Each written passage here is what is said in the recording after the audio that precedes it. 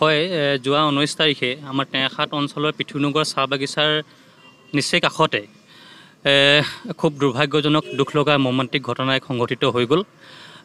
আমাৰ শিক্ষাৰ্থী তিনিগৰাকী শিক্ষাৰ্থী পল্লৱী ভূমিজ, গীতা ভূমিজ আৰু আদিত ভূমিজ নামৰ তিনিগৰাকী শিক্ষাৰ্থী পুখুৰীত তাৰমানে জেচিপিয়ে খন্দা অবৈধভাৱে খনন কৰা পুখুৰীত তাৰমানে মৃত্যু সলিল সমাধি হৈ মৃত্যুবৰণ কৰিছে। গতিকে আমি টেঙাখাট শাখাই খুব মৰ্মাহত হৈছোঁ, শোক প্ৰকাশ কৰিছোঁ।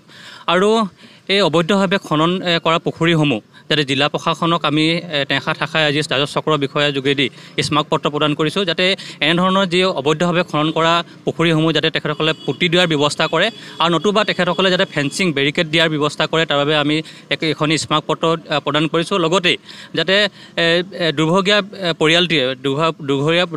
পৰিয়ালটোক যাতে চৰকাৰৰ তৰফৰ পৰা এককালীন সাহায্য দিবৰ বাবে আমি আজি স্মাৰক পত্ৰৰ যোগে দাবী উত্থাপন কৰিছোঁ।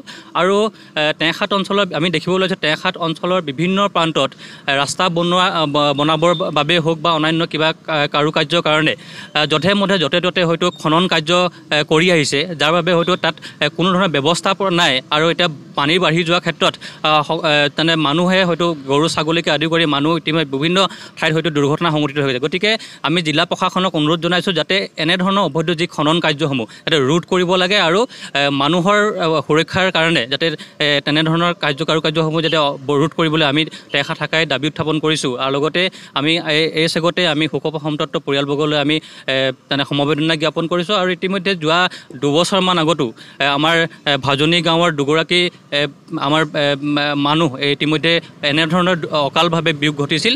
গতিকে এনেধৰণৰ ঘটনা যাতে পুনৰ পুনৰাবৃত্তি নহয় তাৰ বাবে আমি ব্যৱস্থা গ্ৰহণ কৰিবলৈ আমি আজি স্মাৰক পত্ৰৰ যোগে দাবী জনাইছোঁ।